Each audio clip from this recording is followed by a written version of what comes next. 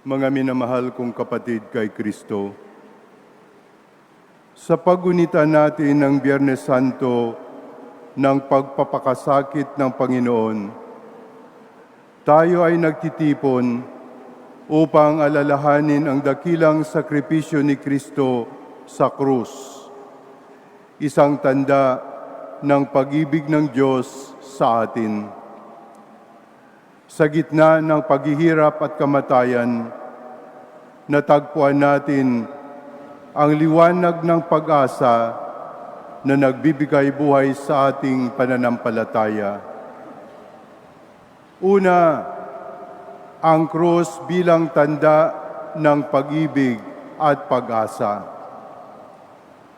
Ang krus ay hindi simbolo ng pagkatalo, kundi tagumpay ng tunay na pag-ibig. Sa krus, isinakripisyo ni Kristo ang kanyang sarili, hindi upang ipakita ang kapangyarihan, kundi upang ipadama ang kanyang walang hanggang pagmamahal sa atin. Sa ating sariling buhay, maaring dumaan tayo sa pagsubok, sakit at pangungulila. Subalit, sa krus, natutunan natin na kahit sa gitna ng kadiliman, ang pag-ibig ng Diyos ang ating sandigan, ang ating pag-asa na hindi natitinag. Isang halimbawa, ang mga magulang nag-aaruga sa kanilang may sakit na anak. Kahit mahirap, kahit walang kasiguraduhan kung kailan gagaling ang bata, patuloy silang nagmamahal at nagsasakripisyo. Ang kanilang pagmamahal ay walang kondisyon, gaya ng pag-ibig ni Kristo sa krus.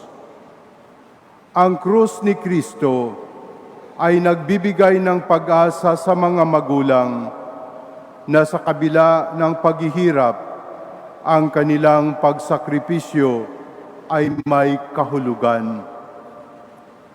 Mga kapatid, sa ating sariling karanasan, paano natin nadarama ang walang hanggang pag-ibig ng Diyos, lalo na sa oras ng pagsubok? Ngayong Biyernes Santo, itutok natin ang ating paningin sa krus ni Jesus at hayaan natin itong maging bukal ng ating pag-asa. Ikalawa, ang krus bilang paanyaya sa pagbabalik loob at muling pag-asa.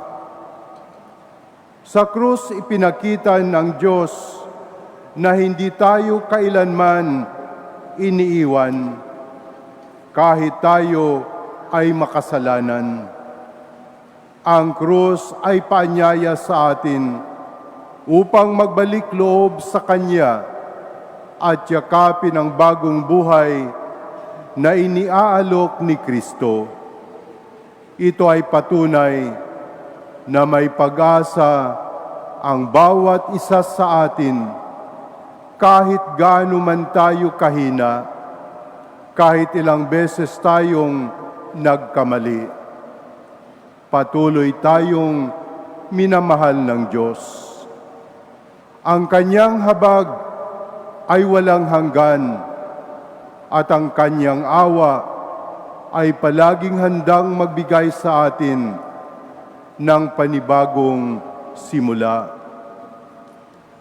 Sa Salakbay para sa Pagbabagong Buhay program ng Caritas Manila, maraming kwento ng pagbabalik loob at pag-asa ang naibahagi. Halimbawa, may isang lalaki na nalulung sa bisyo ng droga ang nakaranas ng matinding pagsubok. nasira ang kanyang relasyon sa pamilya, nawalan ng direksyon sa buhay. Ngunit sa pamamagitan ng tulong ng mga kapatid sa Sanlakbay Program at sa tulong ng kanyang pananampalataya at pagsusumikap, nagbalik loob siya sa Diyos at nagsimula ng bagong buhay. Tulad ng ipinapakita ng krus, kahit gaano man tayo kalayo sa Diyos, may pag-asa para sa pagbabago. Ang krus ay paanyaya upang tumalikod sa kasalanan at yakapin ang bagong simula. Mga kapatid, ano ang mga bagay sa ating buhay na dapat nating isuko sa Diyos upang mas maging malaya tayong sumunod sa Kanya? Ngayong Biyernes Santo, itutok natin ang ating paningin sa krus ni Jesus at hayaan natin itong maging bukal ng ating pag-asa. Ikatlo, ang krus bilang daan tungo sa muling pagkabuhay at walang hanggang pag-asa. Ang Biyernes Santo ay paalala ng paghihirap at kamatayan, ngunit hindi ito ang katapusan ng kwento.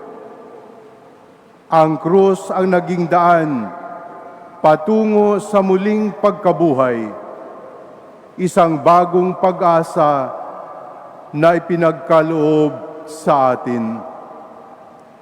Sa ating pangaraw-araw na pamumuhay, maaring may mga pagkakataong tayo ay nagdarama na parang nasa kadiliman. Ngunit ang krus ay nagpapaalala sa atin na ang liwanag ng muling pagkabuhay ay darating. Ang sakripisyong ipinakita sa krus ay isang paanyaya upang magpatuloy tayong kumapit sa Diyos, sapagkat sa Kanya walang hanggan ang pag-asa.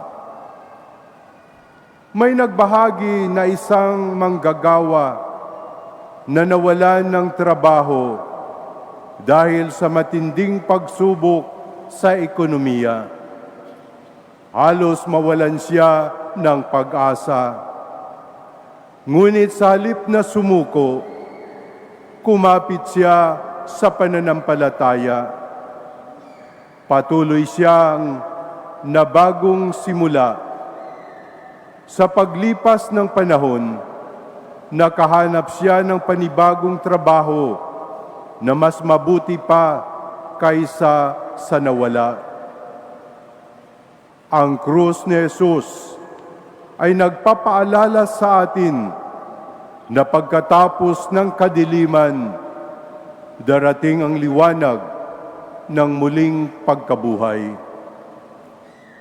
Mga kapatid, sa gitna ng ating mga pagsubok, paano natin mapapanatili ang pananampalataya at pag-asa na may darating na bagong umaga?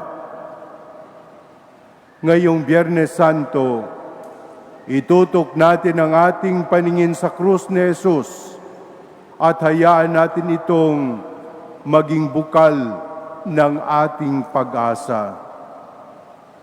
Ngayong taon ng Hubileo, inaanyayahan tayo na yakapin ang krus, hindi bilang tanda ng pagkatalo, kundi bilang paalala ng pag-ibig, ng pagbabalik loob, at higit sa lahat ng pag-asa.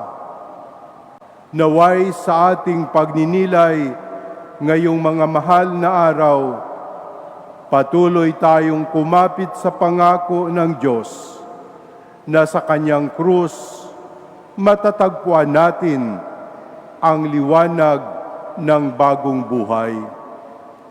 Sa krus ni Kristo, matatagpuan natin ang ating pag-asa. Amen.